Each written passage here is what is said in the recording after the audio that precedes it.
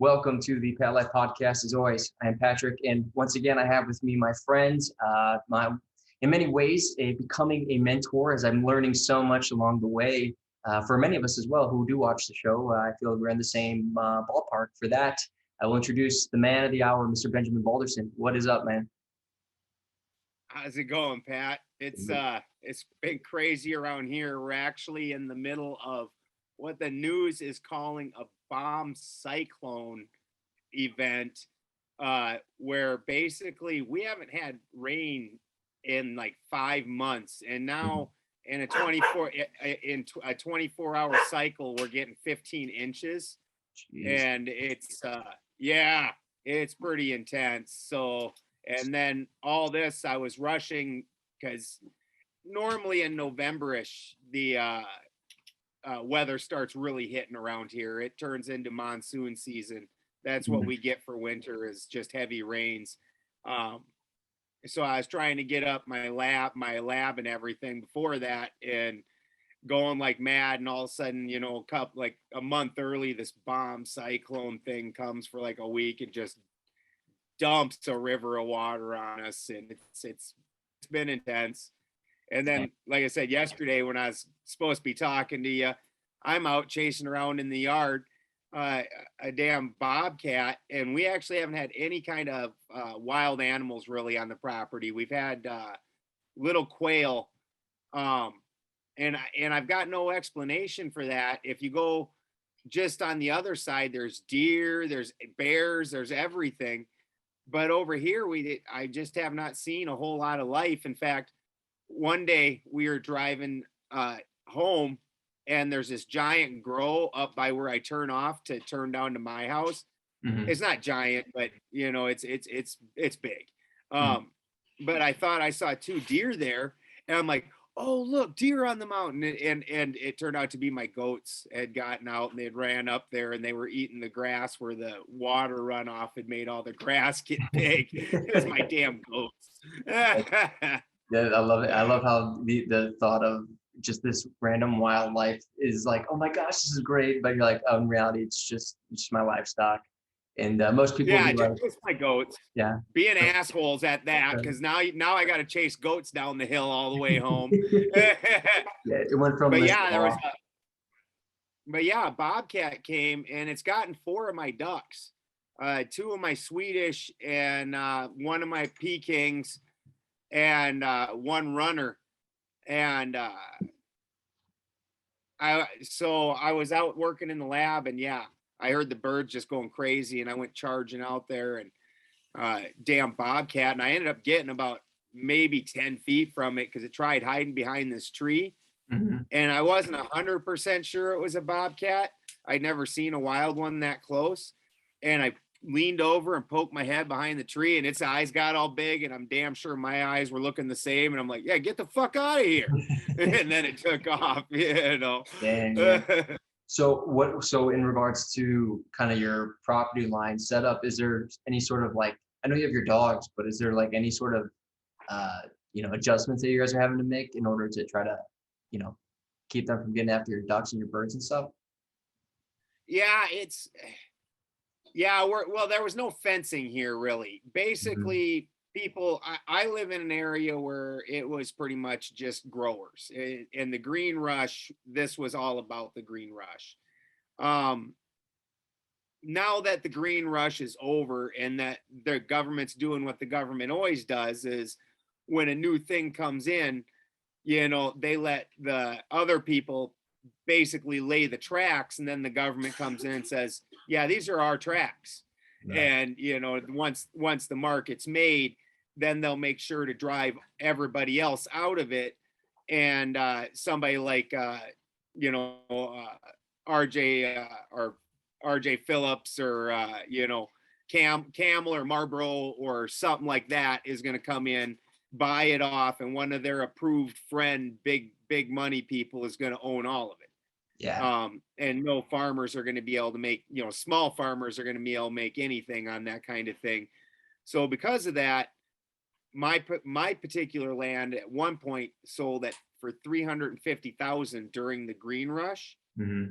And now with the green rush being over and them playing the games and doing all the lockdowns and all the nasty things that they're doing to these small farmers, my place sold for 80,000, although it was trashed when I got here, and we've had to do a ton of work for the last year to get this place up to snuff.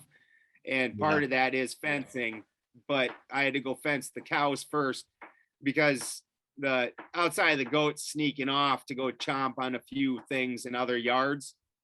My alpacas and goats they sleep around the house. When I step outside, they're usually right there in front of me in a herd, like, hey man, we've been waiting for you. You know, like right now it's raining. The goats will literally sleep under the house because, you know, we're in California, so the houses are on stilts. Earthquake country, you know. So, but the cows, they're like, oh man, this is a big place. Let's check it out. And they'll go, they've already, the first 2-3 weeks the cows were here, man, I was trying to develop an ass like Coco, Ice-T's wife, you know, running up and down a mountain chasing cows. Like my butt hurts so bad every day. I did not know your butt could hurt like that. The wife was happy. So people spend countless hours, years in the gym, and all they need to really do is just chase a goat up and down the hill, and you'll get the same results. That's exactly. Awesome. So with all that in place now, you guys, I mean, kind of going to what you're saying about like the green rush and all that stuff, with where you are located now, are they giving you guys issues or anything? I know it was devalued, but for the house being cheaper, but I mean, are they giving any problems? Yeah, my lab, that's part of why I had to rebuild my lab and move it. And so my neighbors down below me grow cannabis. And so what the deal is now, the game that they're playing to do this thing that they're doing is that they're getting so cannabis is legal. So the police basically have no funding to do anything. But the EPA has all kinds of funding. And so the EPA's coming in and they're saying that these small grows are causing these giant problems in the river water. And then they're going in and saying the grows need cut down because they aren't an official taxed legal grow, because the legal taxed grows apparently don't affect the river water, just the untaxed ones, right? So fucking the EPA comes in and puts the clamp down on that. Well, they bring in the cops as their strong arm, so then the funding gets backdoored through the EPA. Right. And so then because of this, so what happened was my grandsons were here. I had my two of my grandsons stayed here for quite a while this year, and they were out back playing, and it was actually the day we were supposed to bring them home. And my wife, I'm down here getting the truck ready, changing oil, you know, yada yada, because my kids live clear back in South Dakota still. So, you know, changing oil, getting the truck ready, whatever, you know, nonsense I do. And my wife's upstairs packing the clothes up, getting the kids' clothes straight and everything else, and getting their stuff ready to go home. And she looks out back because we'd fenced off the back so the kids would have a play area and put toys and stuff back there. And she looked out back to check on them. And she comes running out to me and she's like, there's cops out back in freaking body armor with tactical gear and everything. I'm like, whoop. I was like, holy shit, get the kids in the house, you know. Wow. So, you know, we got the kids and the dogs in the house, and I knew immediately that grows were getting raided. And so I was like, well, we're just gonna sit in the house and wait this out, you know, and the cops leave, we'll go. And all of a sudden it sounded like a shotgun blast down below where my cows are and where my lab is. And I'm like, what the fuck? So I go running out the porch and I hear it again, and it's distinctly down where my lab is. So I go charging down there, and these cops are down there and they got a fucking battering ram, and they are battering ramming my lab, dude. I'm like, what the fuck? So I go running down there and I just look at him and I scream, "What the fuck are you people doing?" And all these snooty people in suits and shit turn around. They're like, "Our job." And I was like, "This isn't all one property, motherfuckers." I was like, "Property lines are on the goddamn county website." And all of a sudden, all the people in the suits went and disappeared.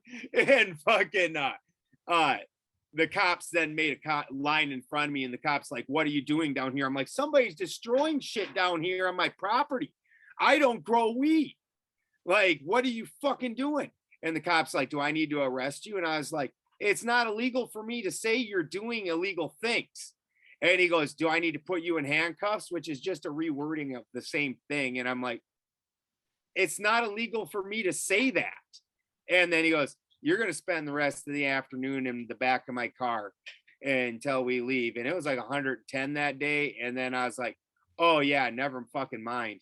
And I'm not cooking in the back of a cop car all afternoon, right? Yeah. And so I started walking back up and cussing.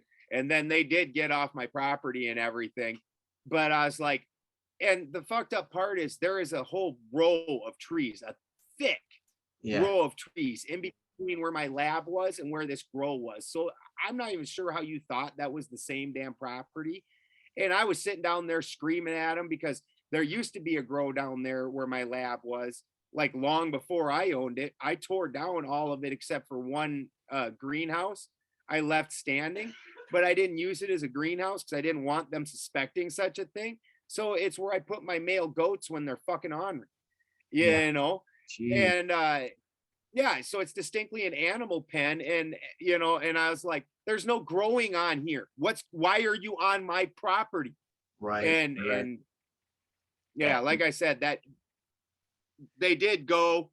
The funny part about this story is the growers down there were hiding. I didn't know this. Were hiding in the bushes because that grow did get busted, and all the growers around here got busted. And these growers are hiding down in the bushes from the cops, and they hear me screaming at the cops. And now I'm like, there's all these rumors I'm like this like weird legend on the mountain because I like chase cops off my land and just had it out. I'm just screaming. I was just pissed. Like, dude, they're taking a battering ram to my lab. There's expensive glass equipment and stuff. Are you serious right now? Right. Jeez. The whole thing is obviously silly, like just ridiculous, but just it makes me laugh just to think about like the people being like, "Do you know of the man at the top of the mountain?" It's like the man at the top of the mountain, it's like he screams at the authorities that come through. It's just like all of a sudden it's like, what does he sound like? And he's like, "Fantastic, get the fuck on my." It's like sounds intense, dude. Yes. I mean, but Exactly. what's unfortunate and just, I mean, obviously there's ways, people who look into the law stuff, there's ways to hold your ground and this and that. But what's unfortunate is just like your position. It's like you're not doing anything wrong. And clearly people can still come in and use that strong arm. And sure, it's like, could you go get arrested in the back of a car? But like you said, these are decisions that we all have to make in moments time. Like it is 110 degrees. Like these are people who are fully equipped, ready to go. These are also people who are carrying an attitude, right? So it's, you don't know what type of energy someone's going to be bringing. So it makes you have to really be like, I mean, this is wrong. Everything about this is wrong, but it's also a matter of like, you're clearly comfortable and okay with, using force against me after you've done something wrong. Like you said, me saying that you're doing something illegal is not illegal. Exactly. So And it's horrible. And it's one of those things because this is why the person that changes the system always has to go through hell. Like a couple weeks ago on Beth's show, I was talking, Beth Martin's, I was talking, she had that Paul Enslaved on there. And, that dude's a total badass, right? He's driving around with his, with no driver's license, no car registration. He goes in and has it out with the authorities fairly regular. And the dude's a total badass. Don't get me wrong, what he's doing. But on the same token, the thing that keeps everybody from doing it is they're going to put you through the ringer. doing it. You know, yeah, it's legal for him to drive around with no license and no registration and all that. It's illegal what what the state's doing, and the state is still going to harass you. And every time that you get stopped, it's a crapshoot on whether this cop is the crazy one. Right. You know, because we all know that, you know, most cops are 90% of cops are just mostly just kind of thuggish dicks, but for the most part, they aren't there to try and do anything real crazy. Right. You know, that's just a tiny minority that's going to really, and I've been beat up by the cops. I've been pulled over for nothing lots of times. I actually, one time I got pulled over, wasn't speeding. It's right after I'd flown off a motorcycle and flown into a tree. Something a lot of people don't realize about me, especially when you see me out doing all this crazy work. My whole left side is all pins and plates. And they told me my left arm was going to be an ornament for the rest of my life. Wait. And about, what's that? Wait, sorry, finish your story. So yeah, so about 3 months after this, because I had flown off of a motorcycle, I was doing at about 55, 60 and cannonballed into a tree. Ooh. And yeah, ooh. It shattered me up pretty good. And yeah. So yeah. I pulled over. Yeah, that sucked. I would not recommend it.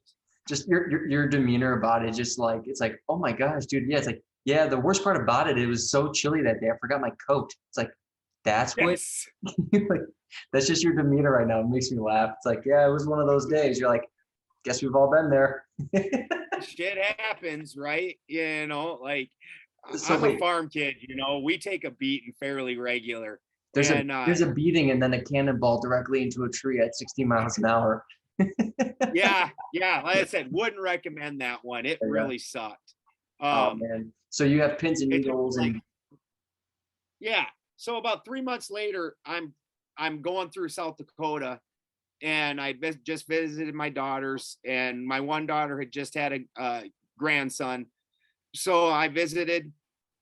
I'm coming back. I get pulled over. I knew it was because I had Cali plates. I'm like, whatever, who cares, you know? So I'm just sitting there, and the cop goes through my car, and at the time, you know, they got me on Oxycontins, and I don't want to take Oxycontin. So even though I'm only like 3 months out from the surgery, I've already gotten down where I'm pinching little pieces of it off, and I'm taking little tiny pieces instead of a dose. Mm-hmm. And the bottle that I had already lasted me like 2 months, and I carried it around in my pocket. Well, this cop got all cavalier, and well, the name's worn on it, blah, blah, blah, and fucking arrests me. And fucking, I had $5,000 cash on me because I had sold this gun that we couldn't have in California. Mm-hmm. And so I had $5,000 cash on me. And, you know, the scope was like a $2,000 scope and a, you know, $3,500 gun.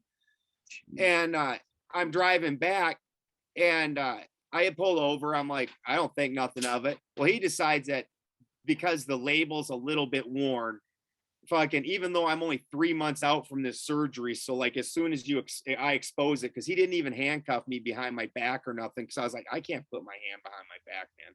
You know, and I showed him, which obviously immediately said, the Oxycontins are mine, you fuckwit. Yeah. So he arrests me, takes me to the fucking jail, and my daughter comes to get my dogs because I have grand mal seizures. Mm-hmm. So I have a service dog, and she comes to get my service dog. She walks in there, takes the printout that my doctor sent her, and with my picture, why I had these, what I was prescribed, the whole nine, she slaps it down on the fucking in front of the jailer, you know, and I'm in some little shithole in South Dakota, Chamberlain, and they're like, the jailer just looks at my daughter, he goes, don't leave. And he just turns around, he calls the judge, he goes, yeah, that's this guy's prescription, he didn't do nothing. And the judge's like, cut him the fuck out now. So they cut me out of jail. I the next morning walk into the state's attorney's office, just hate it. And I'm like, where's my $5,000? Where's my phone? Where's my iPad? Yeah. I don't remember what else. There was a list of things like that he had stolen that were gone. And he goes, so the state's attorney goes to go get him. And I'm like, why did he even take my stuff? I'm like, why was that all taken? And, you know, like, what did I do that was so illegal? What am I suspected of here? That these things are being taken from me? You know, the gun was sold. So it's not even like there was a gun or nothing.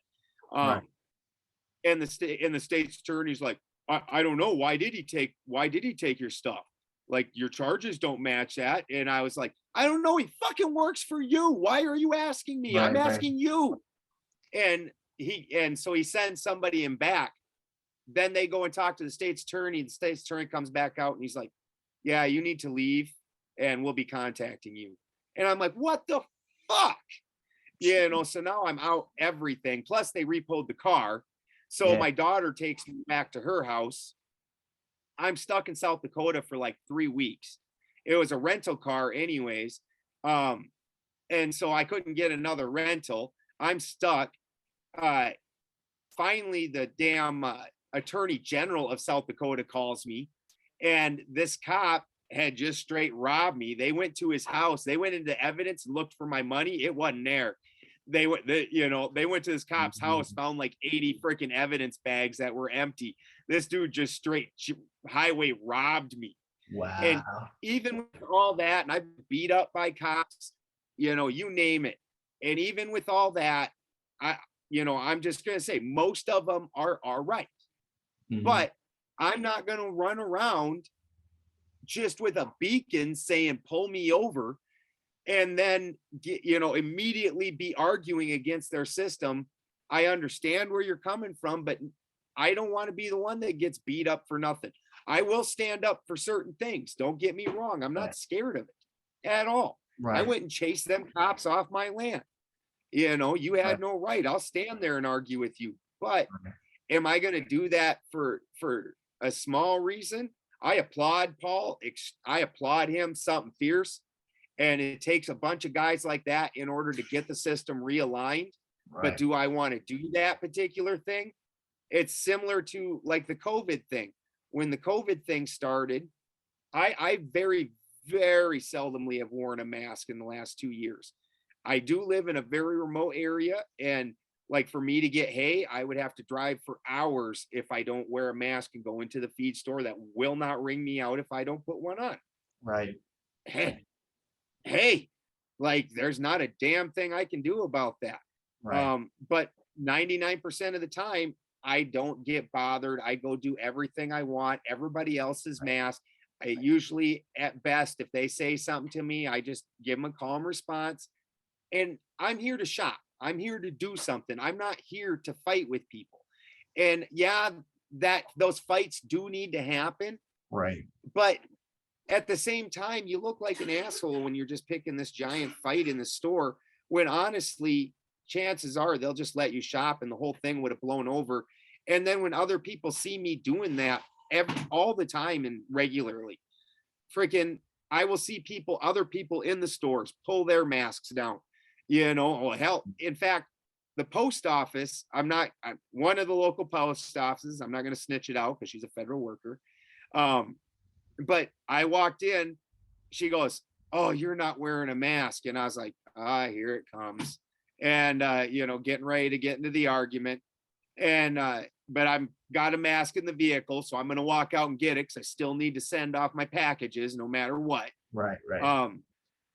But as soon as I just kept calm, and she's like, she took off her mask. And she's like, and there's only one person allowed in the post office at a time.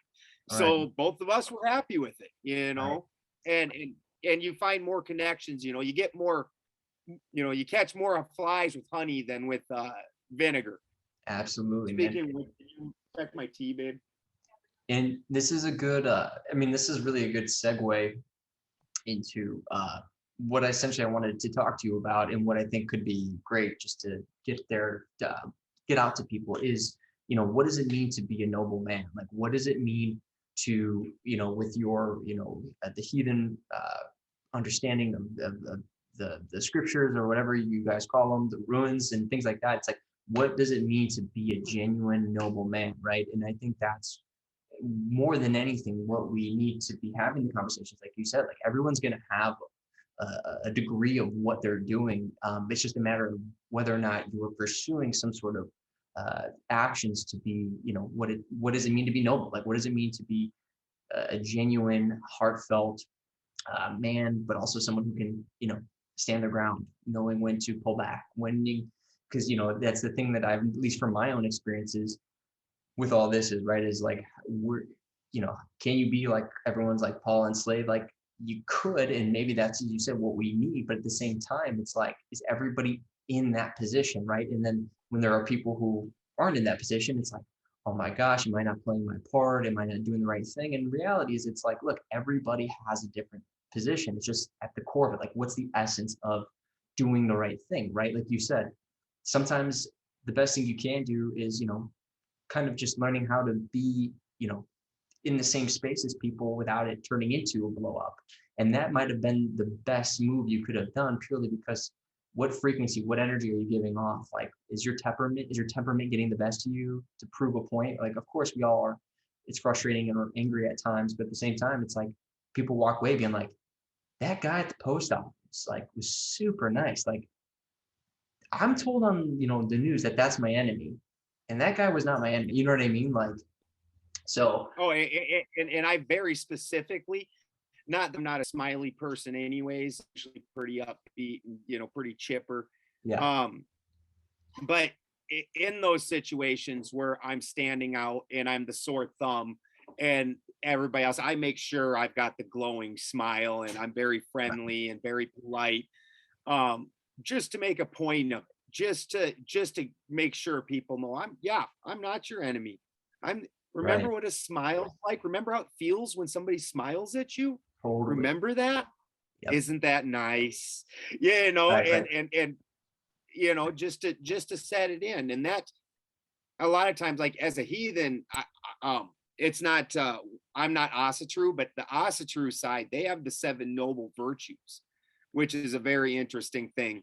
For me, I am more on that side. That is just part of it. And I think that's when you're the stronger and more independent you're capable of, for you to be a decent person, then you need to have some of that nobility, because otherwise you're a predator. There at that point in time, you're either going to be a predator or you're going to be noble. And the more noble person, those people that are lesser than you, because there are, we can say, that's not society, friendly to say that. But the fact is there are a ton of, the vast majority of society is never going to have the capabilities that I have. Of course. I mean, that's just They're just fact. not. Right. And for me to prey on them would be, the ignoble thing.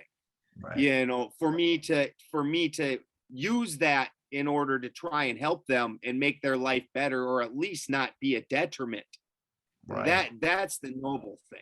And a lot of times it more ends up on the not really doing too much, just little nudges, because Right. then everybody wants you to do things for them, which then ends up handicapping them and making it worse. And they end up in this downward spiral that's just no good. But at the very least, not preying on them. And when you have those opportunities to do things, like I live out in the mountains, I at least 1 out of every 5 trips into town, I have to stop and help somebody do something. Right. You don't want them on the side of the road. Right. A lot of times they're load tips or a car breaks down. Come nighttime, you don't want people sitting on the side of the road. You don't want people pulling things off the road in these windy mountain roads, just things like that. Yeah. And Yeah, but this is the thing, to your point, where this is kind of this being noble and being an honest, genuine man or woman, really is, in my opinion, where we see the shift. And you've talked a lot about with, the heathen cosmology and understanding, like, having, the first plate, the first spot by the fire for even your enemy, like having that type of mentality of, like, in those moments, from what I've listened and gathered, and you can maybe elaborate more, it's, you're the noble person there in the sense of you have the shelter, you have the food, you have the clothing, you have the warmth, you have, the family, the camaraderie, all the things that really is what being noble is, right? It's not necessarily about the shekels. It's not about the lollipops and fancy things. Yeah. It's about what is the survival, right?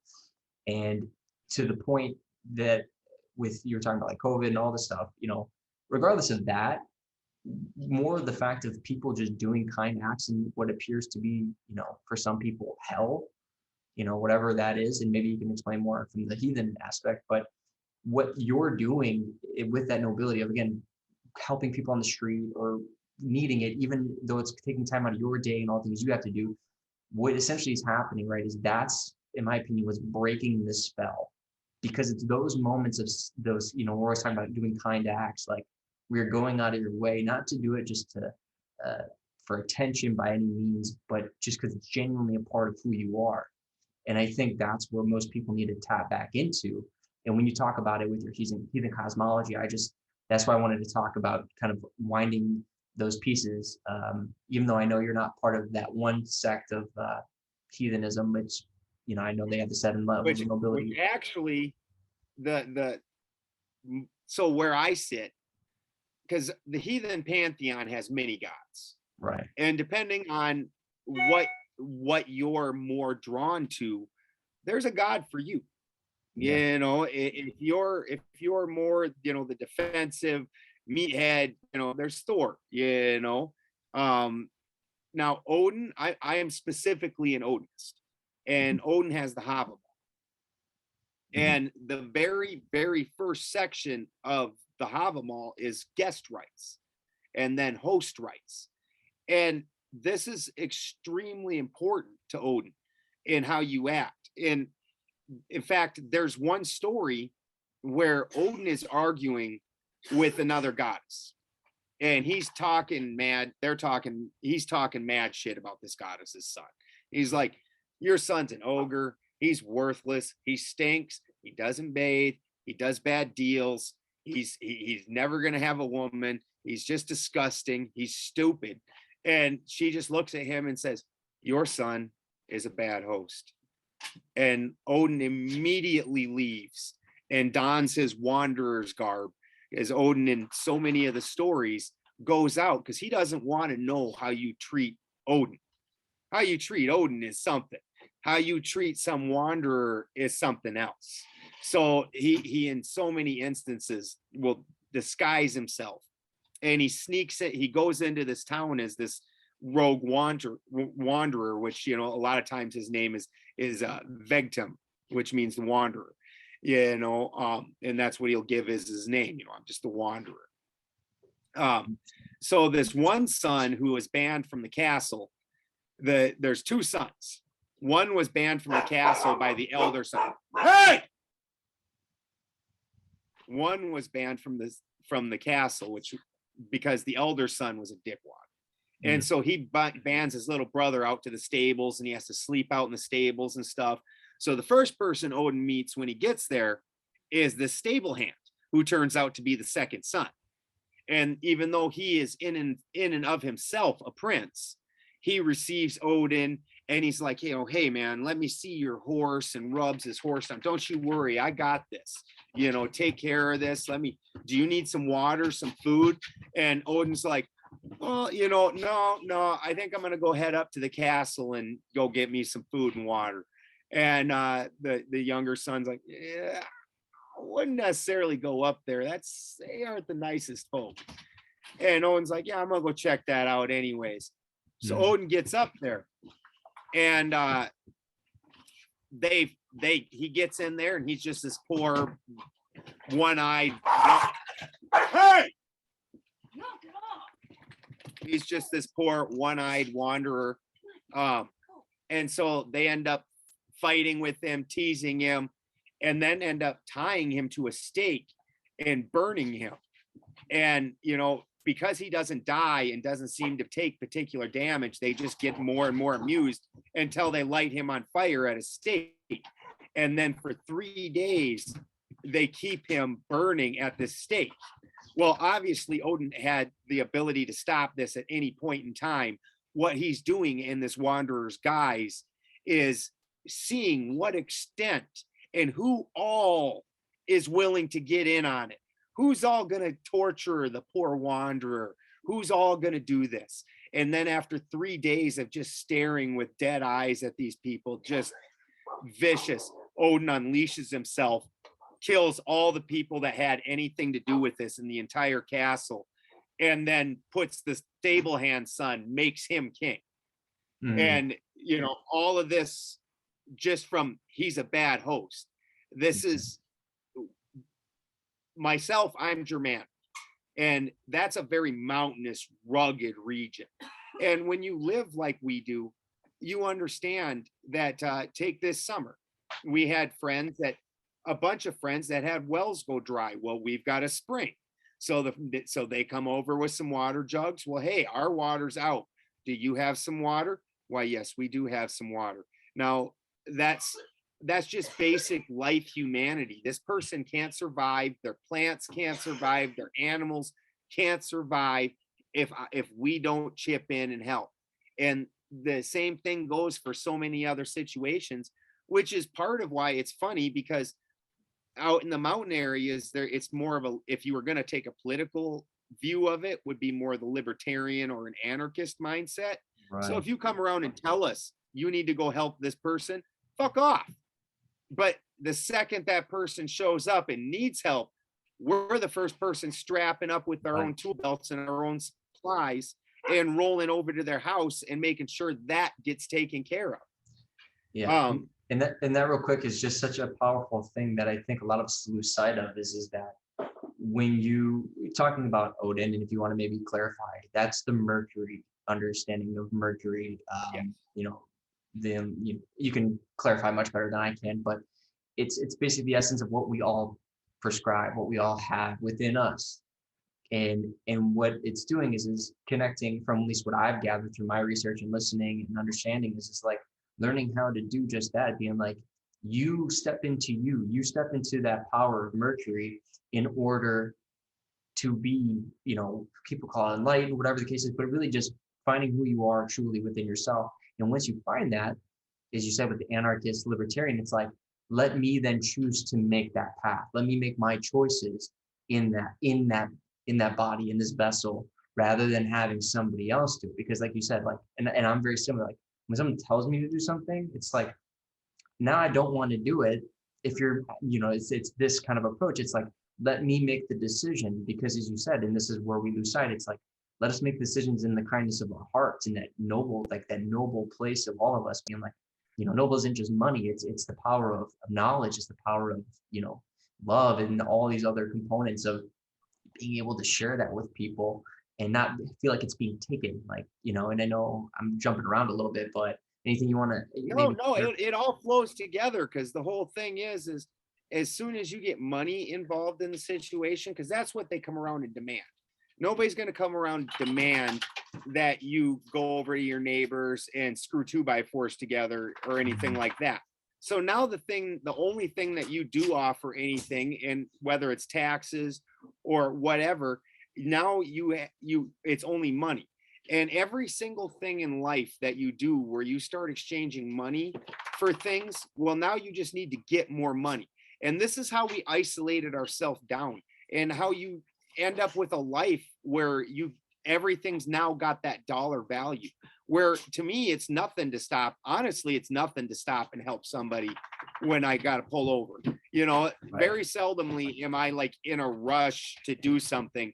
Typically it's, oh, I got to do this today. Oh, I got to do that, you know, except for shows that record at certain times. Mm-hmm. And like, if I got to record, like here at, you know, we started recording at 6, well, I do my stuff in the morning, you know, that way it's not a big deal then.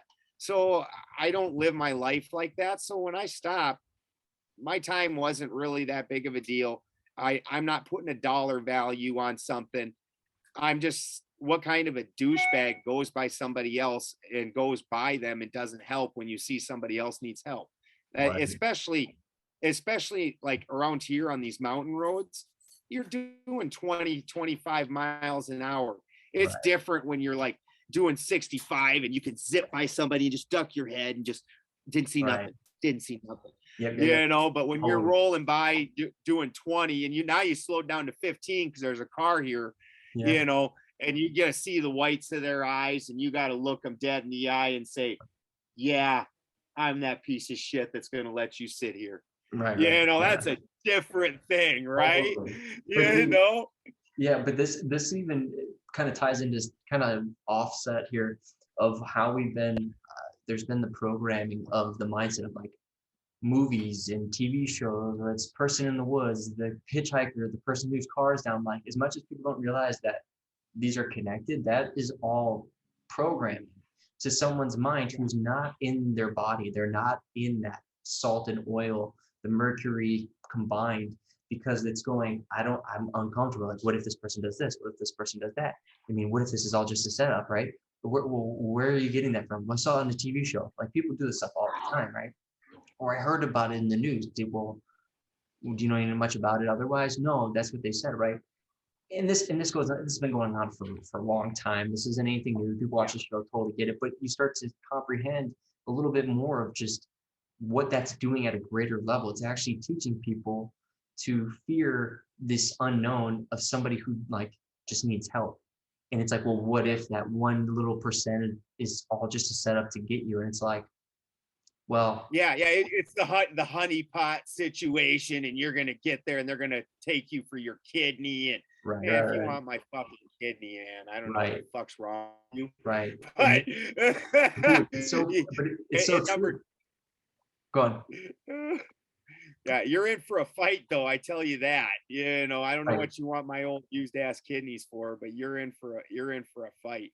No, I totally get what you're saying, because actually, on a personal level, so I've got a bunch of family that went, you know, shit lib dumbass, and you know, Black Lives Matters movement and all that nonsense. And so the year that the whole thing happened, what was that, Charlottesville, where supposedly they car rammed into you know, so my cousins are going on about Nazis and all this marching in the streets. And I was like, lived in South Dakota almost my whole life. So I want to see the pictures of these Nazis in the streets. Right. You know, well, not here. I mean, not there. Yeah. What streets are you talking about? Right. You know, the media is so good about taking one exceptional group that no matter how small it is, and painting that as if this is something that is a general thing. The same thing on the as opposed to shit libs, the same thing on the Trump, you know, super conservative retard side. Right. One of these people was posting about the Muslim Sharia law zones in Minneapolis, where we couldn't go because of Sharia law and all this. And I was like, it's weird. I graduated high school from Minneapolis. My best friend still lives there. I got some cousins there. Please do tell me where give me the address, the general vicinity, something, so I can have somebody go.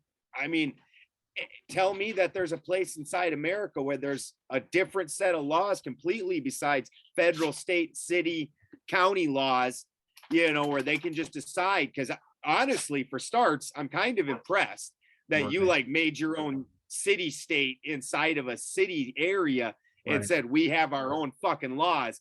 I'm actually a little bit impressed if this happened. Like, how do you do this? Well, besides DC. Yeah. Well, which DC is its own nation. You know, so you got, and this is where so many of the problems come in whenever you're talking about legal things. You know, whenever you're literally getting into that legal system, there's the understanding that Washington, D.C. does not follow the Constitution because they're not in America. They're not part of the United States. They're a different country. They're a different city state. Are you really chewing my ring? I am sorry. These dogs are being naughty tonight. I was gonna say, man, they're trying to get their 15 minutes. Yeah. but these people are not under obligation to follow the same rules. I don't understand why we as Americans follow the crap that comes out of this city state that's not part of America. Like, Right. that's no different than Canada telling us something like, okay, Canada, whatever you say, man. So like, so I don't see why we aren't doing the same thing with Washington, D.C. They are not part of this country. Like, get bent. But because of that, they don't follow the Constitution in any way. But on the same token, this is part of why I don't get into any of that legal stuff. Because for me, as soon as I give that credence, that's this world in general is so much more like Looney Tunes than we ever imagined. Yeah. Like we're Roadrunner runs right off the cliff and just keeps going, and Coyote, he looks down and then he falls. Like, literally so much of this world, as long as you just hold your own and hold your ground and don't cause, I don't necessarily try and cause a stir, but I just do my thing and I don't bother nobody, and I act like I'm in charge of everything. I walk around like I own the place all the time, but I'm not getting shitty either. Right. Like just, hey, I'm here, I'm doing my thing, man. What you bothering me? Right. Like, so Right. and with that attitude, 99% of the time you do what you want, you don't get bothered. Right. And as soon as I start dipping into that legal world, all that is just a, you know what, if I'm going to go wrestle with pigs, I understand I'm going to get muddy and it's just going to be nasty, and no matter what I do, that's what I'm going to now be. Right. No, So it's so true, man. But to kind of maybe shift it back a little bit to the just the heathen cosmology, you were talking about money. yes, You're talking about money, and in regards to being noble, right? It's about doing the right thing, like not hoarding cows, not hoarding livestock, or grains or vegetables, fruits, whatever that you created on your farms, whatever. But you talked about gold specifically and the money and other podcasts and things like that. And it was really interesting to learn about that. And I thought maybe people who haven't seen it, who might see it here, maybe talking about that story and what the whole allegory is about. So one day, and during the Assyr-Vanir Wars, there's 3 witch sisters that come, and they're horrible. So the Assyr, at one point in time had their golden age, and gold was everywhere, and nobody really cared about it. It was just like, a thing, like, oh, hey, that'd be cool if that was gold, and nobody cared. Well, then these 3 sisters came in. One of these sisters is Goldbeg, and Goldbeg is this lust for gold. So even in the ancient stories, when this character came, it really fucked up the Assyr and the Vanir pantheons. And Odin himself ends up killing her 3 times, actually, and burning her.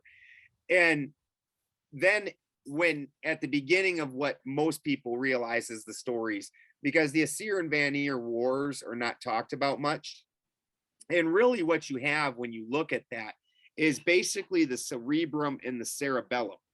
And Odin himself would be your pineal gland, that in between, the Mercury in between, and he's the one who merged this into one whole system.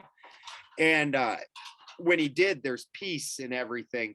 Well, he goes and sees a prophet because of the end of the world, and that's one part of the prophecy, but it's just one line. It's one that most people don't even really think much of, because it talks about Goldbeg, and it says, you killed her thrice, you burnt her thrice, yet she still lives.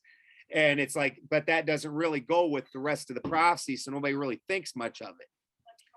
Well, then later on, Odin's out with Loki, and they're on Midgard, and they're out just wandering along, and Loki sees an otter. And so he pulls out a slingshot. There's various different ways he does it, depending on the way the story's told. Either way, kills the otter. So they keep going along, and they end up at this farmhouse, and they are received as a heathen, is heathen custom. So they show up, and they immediately get invited to supper, and this is a dwarf's house. And this dwarf, he sits him down to supper, and Loki, he goes, well, we're not poor guests, and he pulls out this otter, whips it out on the table. Well, the dwarf immediately freaks out, and he says, that's my son. It turns out that this family of dwarves has the ability to shapeshift. Mm-hmm. And the one, he shapeshifts into an otter and goes and fetches them fish. And because it's much easier to catch fish as an otter than as a person, and goes and fetches fish. So the dwarf father asks for recompense. Now that you've killed my son and, caused me this, and now we don't have anybody to catch us fish, you need to pay my farm back for what you've done to it. Mm-hmm. So Odin offers him a treasure hoard from another dwarf, rather than, work for it. Maybe I'll give you some workers. Maybe I'll give you some spellcraft. Do something good for the man. Right. Odin's stupidly, and this is the biggest mistake Odin ever made in all the stories. He gives this man a treasure hoard. And what this does is unleash Golvig again, because now this gold is valued more than this man's life. And so Loki goes, retrieves this hoard. And the hoard, and this whole story now revolves around this ring, which, as Loki's retrieving the hoard, this dwarf whose hoard it really is his name's Andvari. He tries to get this, Andvari tries to keep the ring, because this ring, it either, depending on the story, replicates and becomes more gold, or it draws gold to itself.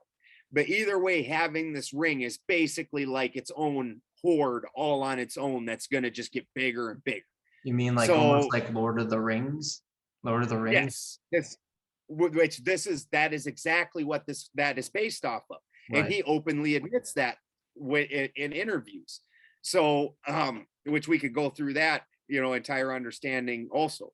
But yes, so it all starts revolving around this ring of power. Now, Andvari, he curses this ring as Loki's taken it. So now Loki takes hoard back to Odin, who's waiting with this dwarf king and the two remaining brothers. And Loki also tries to hide this ring. And Odin catches that and it's like, hey man, what are you trying to hold back? Because the price for killing the son in most stories then ends up being that they have to cover every hair and every piece of the body of this otter with gold. So the gold's got to be melted down and somehow fused to this otter, which that's the name of the son, is Otter, which interesting. So then Fafnir must mean dragon, you'd think, and the other son ends up becoming Fafnir. He ends up killing the dad because of the ring. Now, Odin gets it away from Loki, but then this ends up turning into the next saga. And because Fafnir ends up killing the father and then sitting on top of the hoard, and that's Smaug. Right. And then, so anyways, what this did was this unleashed Golvig. And that's really the biggest problem is Golvig now. The rest of these things, people do dumb shit, people do good and bad shit. It's in everybody. That's part of understanding with Mercury, is sometimes you need to be Thor, sometimes you need to be Loki, sometimes you need to, be tricky, sometimes you need to have high honor. You need to understand the situation, and as a person, move to the situation. When in Rome, do as the Romans, right? So it gives you this, ability to use everything. Well, now Golvig is the only thing that's not in the runes. There's an unnaturalness to it. When you look at the runes themselves, the whole first Et is basically setting up your home life. And it goes from Fehu, which is your cow. And Fehu is what we are supposed to live by, as opposed to Golvig. It goes from Fehu to Urus. And so basically you're getting food you're setting up your living. Then you go into defense with your Torazaz, which is Thor's symbol, your big defense, now that you've got something worth, some food and a home and you're setting it up, you better defend that shit, and then you start getting wife and children and all these things. And at the end of that is joy, right? But that all starts out with Fehu, not Goldveg, Fehu. And the Roman historian Tacitus, when he came upon the heathen people, that's one of the things he noted, was that they had no monetary system in any way. Because with Fehu, that's my cow, or that's my garden, or that's a tool, something that has value, because my garden produced food. I can go into town and trade that to other people. They want food. I want food. My cow, same thing. My tools have value. All these different things have an innate value to them. They're worth something no matter what. Right. And all these things also, I have to live in a symbiosis with. I wouldn't want a horde of cows, because now I've got to feed a horde of cows. I've got to take care of them. They're going to start getting diseases like all animals do when you put a whole bunch of animals in close proximity. Now I'm going to have to start drugging them with nasty chemicals that are unnatural to fight off all the things, because I'm making them live in unnatural conditions, so on and so forth. This is horrible. And so this isn't something people want to do. Now with gold, everybody wants all the gold, because you don't need to live in any symbiosis with gold. I don't need to feed it. My tools, my chainsaw, everybody around here wants a steel chainsaw. That thing's like heaven. That thing's worth more than gold. Right. But I've got to maintain it. I've got to make sure that I run the proper oil gas mix. I got to keep my air filter clean. I got to keep my chain sharp. All these things, I've still got to take care of it. Gold, you can just chuck that in the ground, chuck that in the bank, hoard it. It's always this hoard. And so it changes the entire essence of things, because now with this hoard, it can grow, and a hoard always wants to grow. And that's the whole thing with this gold egg and with this ring of Envarks, the cursed ring, is it continually grows. It needs to get bigger. It doesn't need to have a symbiosis. At some point in time, I'm only going to eat so much food in a year, and I'm only going to be able to trade off so much food. So I wouldn't grow more food than that. It's not worth the effort. But I can always use more gold. I can always use more money, Well, this is so Go on. Sorry. Go ahead. No, I'm just saying this is. Go ahead. No, it's just for people who are maybe coming on this, who haven't seen you or don't know as much about what we're talking about. Think about, as I said earlier, about the programming of the movies and the TV shows that we see. Like, this is where they're getting the stories from. Think about, as we said, Lord of the Rings, which is basically off of this cosmology. Is they're talking about was it Smeagol or the My Precious one, right? Like, that's what they're depicting that in the show, in the movies, with what you're talking about there. Like, that's the culmination of those types of people. When we're looking at it from not the cosmological, like out, the zodiacs and things like that, but talking about the people itself, is going, that's what you're getting, is somebody who is like literally crippled, decrepit, but their power lies within that, gold egg. Rothschild, exactly. Rothschild. Right. When exactly. I see Golem from Smeagol from Lord of the Rings, to me, the character he resembles the most is Mr. Burns, It's my precious. Which, and that's, Rothschild. It's that same thing. And it really does, because now that you have this money, like, I couldn't go out and murder my neighbor and anybody be okay with it, no matter how many cows I give them. Yep. That's not going to be cool. I'm not going to get away with that kind of thing. I'm going to have to pay some penalties. I can't just slough off a few cows. Now, all the time, the ultra rich hurt people, murder people, things like that. And because they can pay it off, now it has this entire different just energy to it that's horrifying.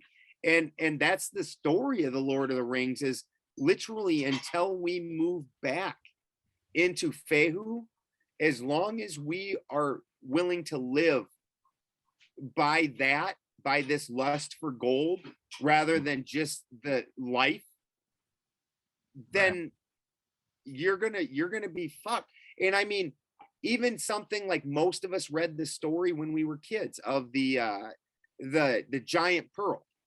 And there's that, poor pearl fisherman, and he goes and finds this great treasure of a giant pearl, and before he knows it, his life is absolute hell, and everybody's trying to rob him, and they're hurting him, and his family's getting kidnapped and held for ransom, and he just throws the fucking thing back in the ocean. That again, this is the story. It's and that guy, he was living fine before this pearl, before something worth all this money came into his life. He had food, he had a hut, a place to live, he had a food, he had a wife, he had kids who loved him, all the things you need. And it's not until this monetary thing, this giant need for fucking your hoard comes in, this gold vague lust, that all of a sudden life changes. And the whole thing is even Owen and I, when he was just on, talked about that. And it's something I also say. Nobody's trying to come take my work. No. Nobody's trying to come take that. They might want to take the money from a year's worth of selling milk if I kept it all in a hoard or something like that, and I sold milk and all that. But nobody's trying to come take my cows and milk my cows. Nobody's trying to shear my alpacas, and then turn that into yarn and then make it into something nice. Nobody's doing that. Totally. Nobody wants to steal your work. Because to further extent, which you already know, but just to kind of go down that rabbit hole, is because it takes energy, it takes calories, it takes effort. And that's the thing, is what's so funny about, and I've been on a huge kick about understanding like the strength and the power of perception and how we perceive things, right? It's like, so many people will be like, yeah, I'm not going to do that, it's so much work. And it's like, well, what if the cow does this or this, and I need to cut it, and what am I going to do with it? Do I know how to do all these things? Effort upon effort. But it's like, but let's figure out a way to rob this guy. Let's figure out a way to get around those cows, to get around those dogs. Let's figure out all of this effort to be nefarious instead of noble. You know what I mean? And I think that's what, as you said, with Golde, and like the allegories and the stories and the symbols behind that, at least what I'm gathering from listening, is just that. Is you're going to get people, not necessarily who don't want to put in the effort. It's just where the effort gets put is actually in that just the opposing frequency of what it means to be, again, Odin and Mercury. And you said in here, but also in the past, like Odin's one mistake, like, as you said, the Mercury, even still can have that ability to make a mistake, but it's finding yourself back to doing the right thing. I think that's just, for me, is what's so fascinating about these stories, because it really allows you to see, and we're seeing it all around us, what it truly means to be, in your body, in your vessel, to be self with capital S. And I think that's what a lot of people need. When it's very interesting, because then immediately when you go into the next saga, which is where you have Smaug, the dragon, and all that, which is the beginning of the Lord of the Rings, the character that comes along. So also with this all, you always have the natural cycle that's already happening. And so at the end of all this, you're looking at winter. So then always, and this is part of why with the Lord of the Rings trope, and you're always going to find this in different stories, there's always a sword that's broken, and the sword has to be reforged. Well, what that is we were in the feminine winter. Now the masculine spring's coming back. So the sword's getting reforged, the masculine, the sword, Right. And so it's the reforging of the sword. Well, then this character, Siegfried, he goes and slays the dragon and wins the day and everything. And now he's the chosen hero and champion, but he takes the fucking horde and takes the fucking ring, and then because of this, now later on, he loses Odin's favor. Like, dude, did you really choose it? Really? Yeah. You couldn't just move on. You couldn't just leave that there to rot. Dude, you were crushing so hard. You were crushing so hard. Yeah. you're crushing, bro, crushing. Slayed the dragon, the dwarf brother, because like I said, there was two brothers outside of Otter. One of them was Fafnir, the other one's Regan. And Regan, he goes to Siegfried and he's the one who tells him even where the treasure is, because he wants the treasure. And he tells him where the dragon is, and here's for the glory, go slay the dragon and all this, and he wants the treasure. And so he's, in on this whole deal. And he's butthurt about it and everything. Like, it's all about this damn treasure. And if he just would have left it, he got past the trickery of Regan, because Regan tried to get him killed, at the last minute. He got past that. He got slayed the dragon, did all the good things. He went through the ring of fire, proving that he's Odin's son, and got the Valkyrie for the wife, all these different things. And then you go and get the gold egg, and you choose that, and now you lose the favor. And he loses in the next battle. He dies. Right. He loses all these favors. It's Odin says. No, go on. Sorry. The Odin says in the Havamal, if you want a good life, have a farm, even if it's a small one with a shack and 2 goats. He doesn't say, if you want a good life, have a stiff bank account. That doesn't never get said. Yeah. Now, if I can just maybe get a little more clarification, is the whole allegory or the story with this Siegfried, is it about like truth kind of prevails, or like your intentions to some capacity kind of will always find themselves to show in light, or is it, or what's like, I guess, what's the bigger meaning to that story other than just the greed? Nothing good. Yeah. That one really kind of ends badly. Right. That's the funny thing about our sagas, and we don't know if anything really, we're missing so much stuff. Right. And that one's the Nibelungs, and it just moves on. Nothing good. That's like the end of his family line. And a lot of people then go on saying that Odin wanted these good warriors up in Valhalla to fight for Ragnarok and all this, and that's all just hokey shit, because nobody else talks about Golveg, and how horribly offensive Golveg is. Odin 2 different times slays Golveg, because then at the end of the first cycle, before Golveg gets unleashed, because Golveg at that part gets unleashed into our world, and that's really the lesson, because Siegfried doesn't answer the lesson. You need to answer the lesson. Somebody pure. We need to become pure of heart and throw that fucking ring into the fire, man. Yep. We need to not do that. Gold has its use. It has innate value. And because of those innate values, it should be valued at that. Not have this weird extra value. Like take a $100 bill. What's that worth? If I didn't tell you that's worth $100, what in any way would make that worth anything? Right. Nothing. And this goes to show you at the core of all this is the essence is that really, as much as it's Golvey and it's the villain, let's just say, in reality, it's just your energy, as a lot of us know, is where the true wealth is, and that's what people are taking, right? It's like the power of Golvey is coming from your obsession with the gold and 100%. giving everything to it. We see it in the Lord of the Rings, we see it in so many movies, we see it in just our everyday life. It's what that, as you said, that arbitrary piece of paper, just an IOU that means nothing, but it's just this random value that we give it, and you see what that does and what energy then we as people give to it, right? And correct me if I'm wrong, is it in many ways Odin's slayed Golvey twice before, in the sense of like kind of giving up that temptation, like letting go of the temptations of being driven by that, and just showing that she will always come back, because it's a matter of the temptation will always still lie there.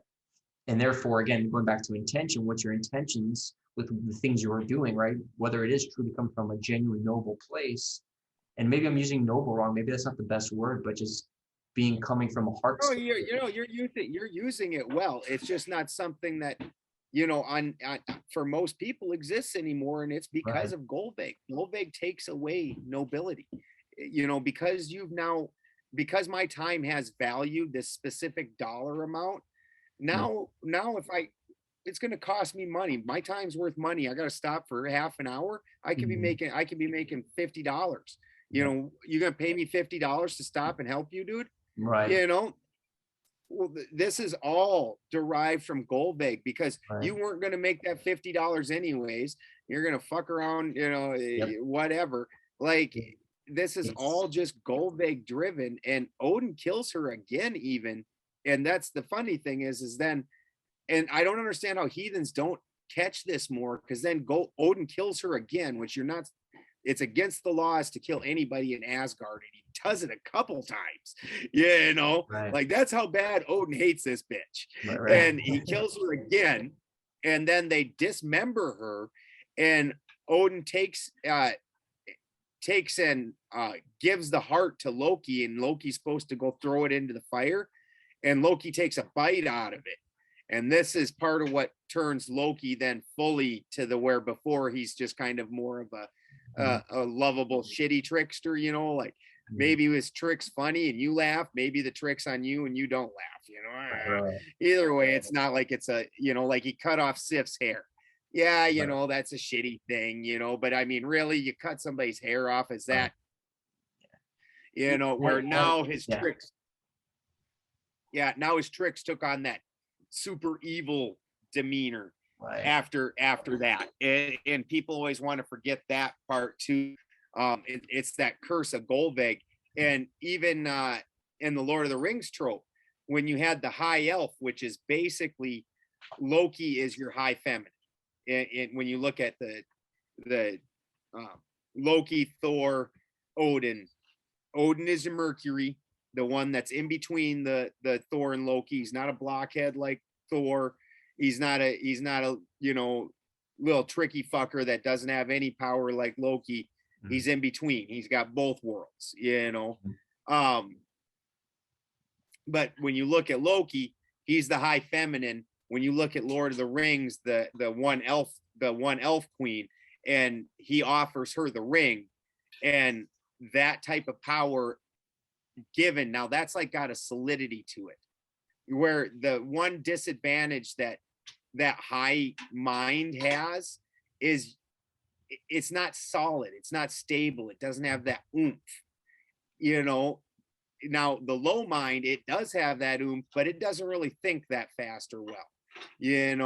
But when you give that high mind that solidity, and that solidity that can be used in such fucked up ways, now all of a sudden she could rule the world. And she even says that I would make a world that is so beautiful and and dead, fully dead. Yeah. Like, Yeah. that's what she would create. And there is a beauty to that. Winter, Totally. it is beautiful. But this goes to show you too, like as you said earlier, it's like, you know, the whole point with Siegfried's story, it's a better, and they brought it then to Midgard, is that it's now on you or all of us as the individuals to bring to life, essentially what we could be doing with this ring, and I put it in quotes, but for some people it really is that. It is a tangible, like that's how they view it, and the possession aspect.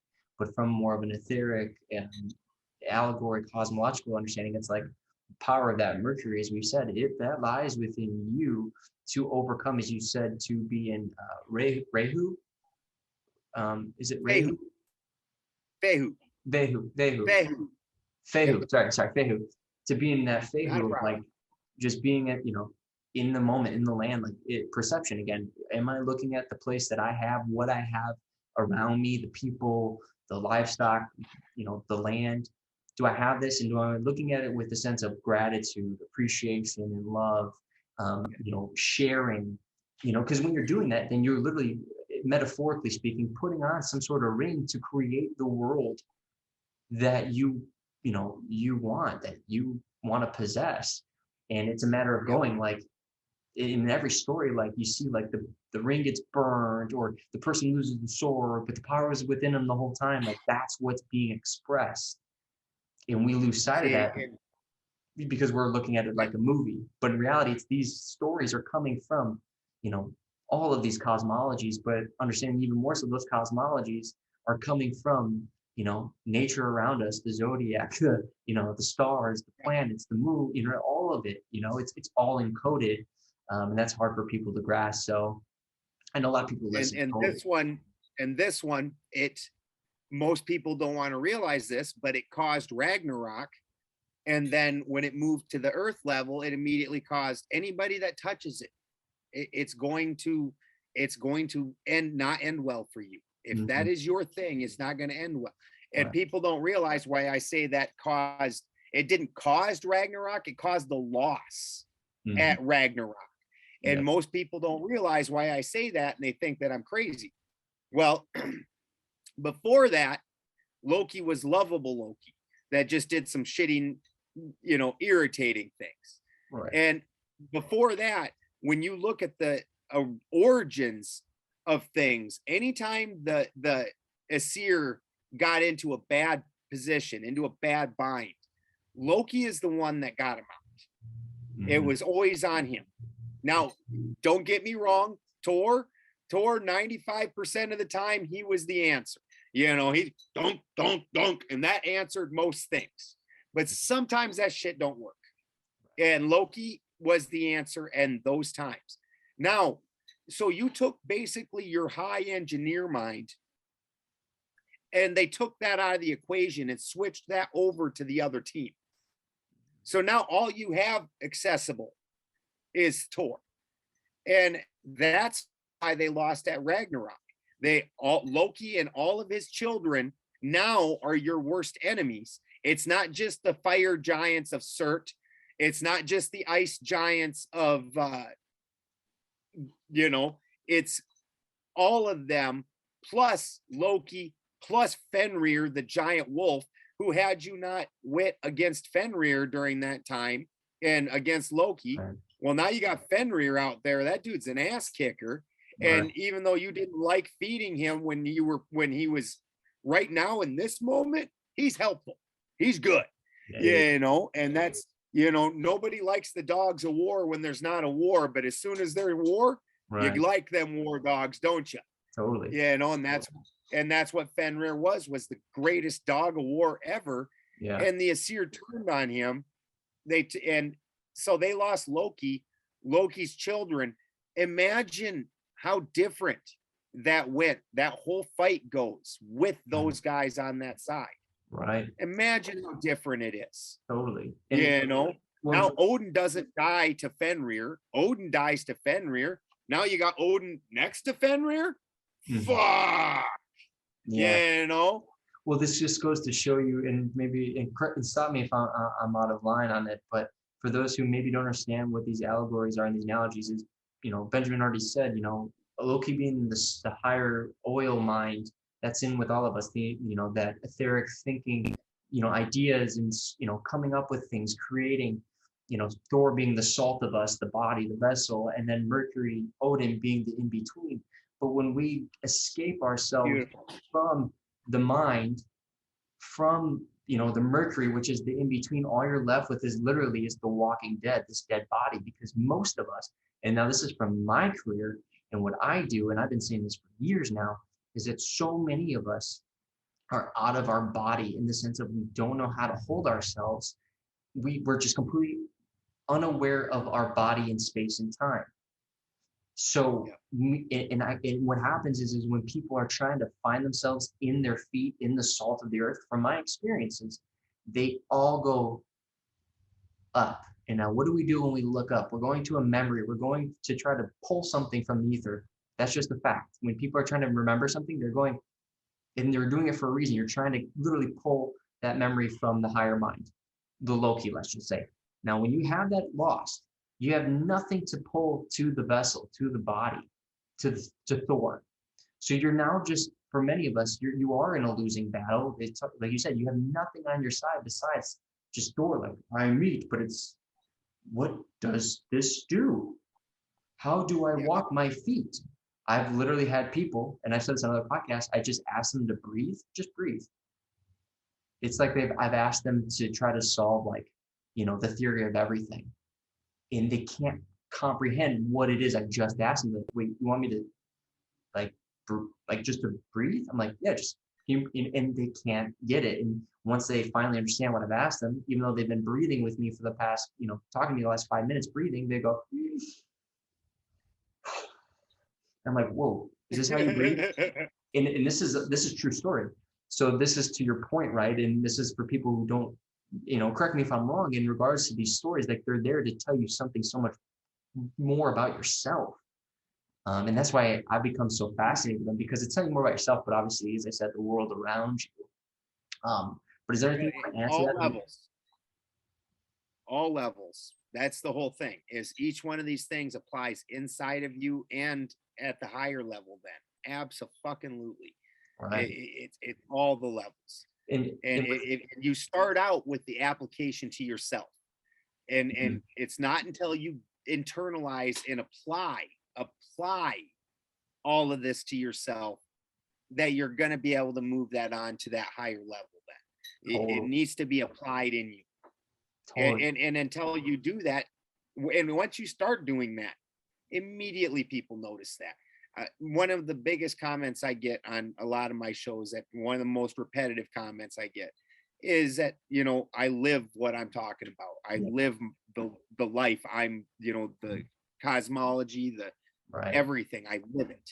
And until you are, with that type of thing, it's just like anything else. Until you have the full field, you can't give out to anybody else.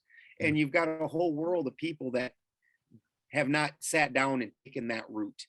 And so they immediately, like in the truth community, they get a couple little ideas, and immediately, how do we get everybody else with us? Blah, blah, blah. Well, you haven't sat down and rooted yourself into it. Nobody wants to come with you because you don't got nothing to offer yet. Yep.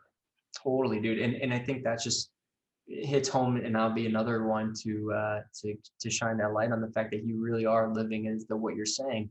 And going back to this whole umbrella of being noble, right? That is the wealth. Like the people, the kings and queens in the stories we hear about, the people, even the rich, yeah, they have the tangible money, but as we all know, none of them can defend themselves in a fight. Majority of them, none of them can handle themselves in a true debate, because they're not grounded in truth, in the creator, whatever people want to believe that to be. But what brings us here in this time is some creator or creation, however you want to look at it.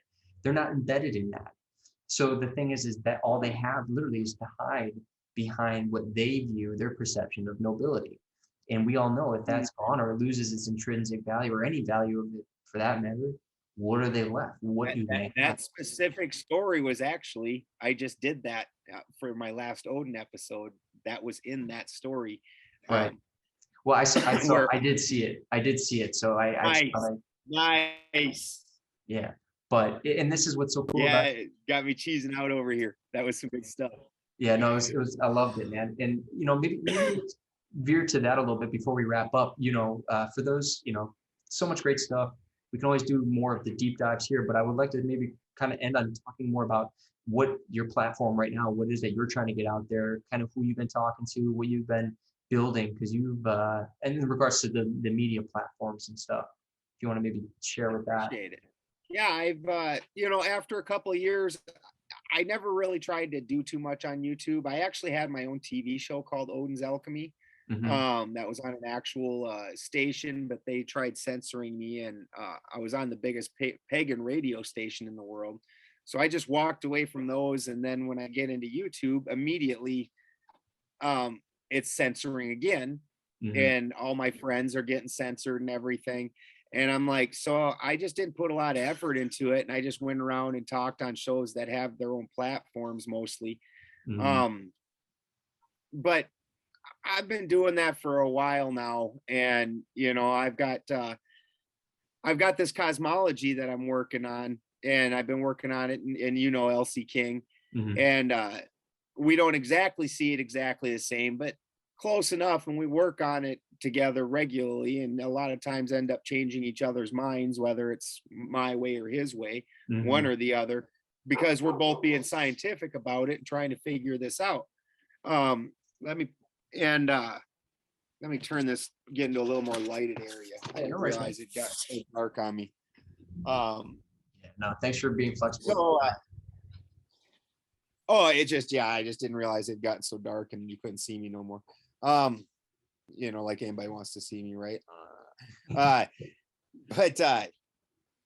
So it's gotten to the point where, and then the other thing is when I'm on these shows, they want the highlights, they don't want the in-depth ideas. And so for me to start passing the in-depth ideas and things like that, I like tongue.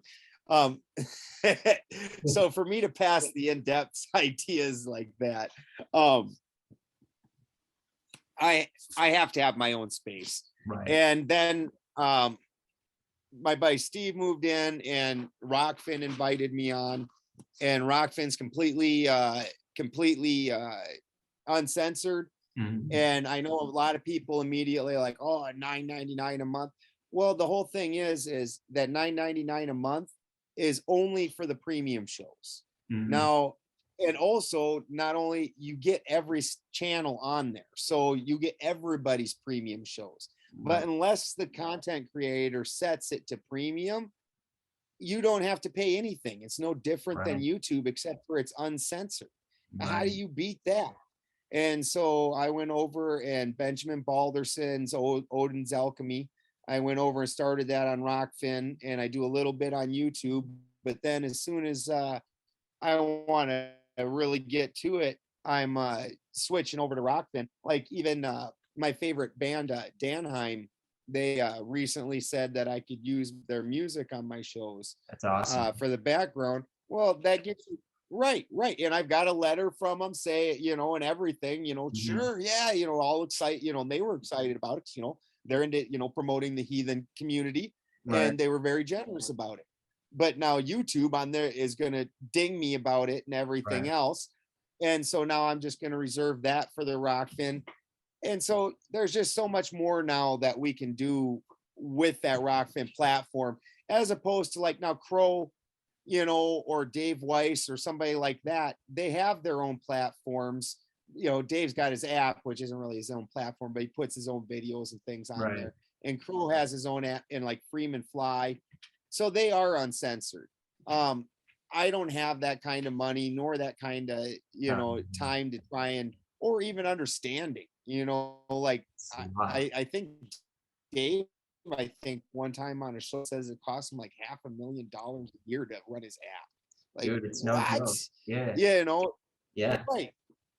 So I don't have understanding of that until just recently. I've exclusively done my entire show off of a phone, and just got this computer. So I don't have all that, so Rockfin gives me the ability to do that. And sure, it's definitely nice to go in there and throw them the $10 so they can keep doing it. Absolutely. Because it costs Dave $500,000 a year to run his app. I believe is what he said. So it's nice to go do that, and it allows. And aren't they going to spend the night?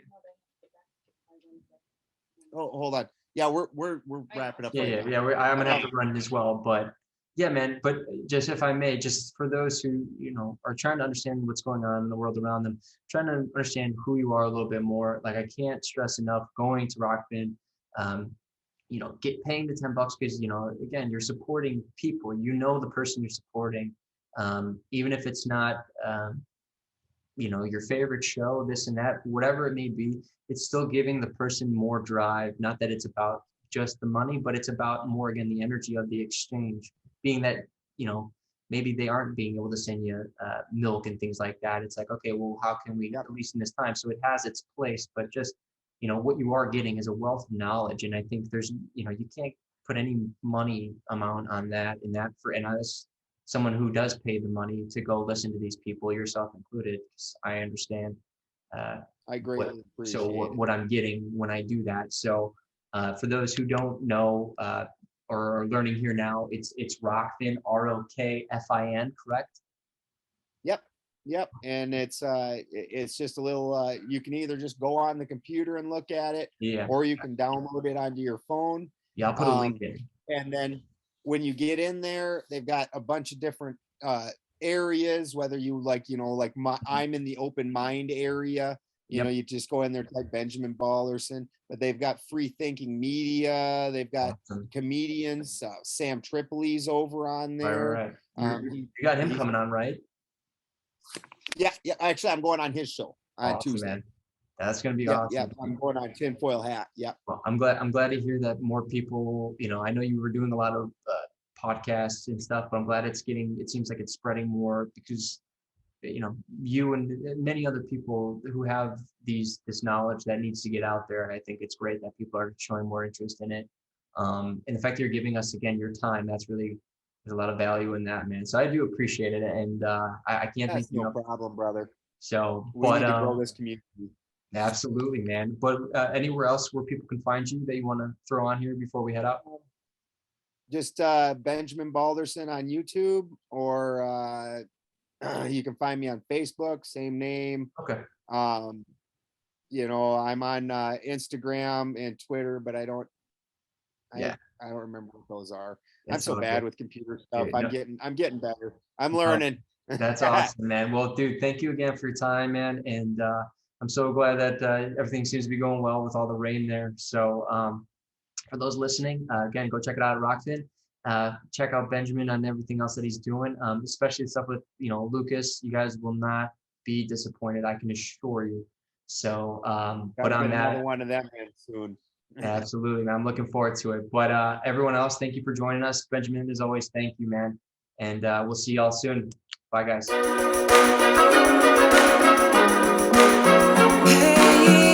Hey,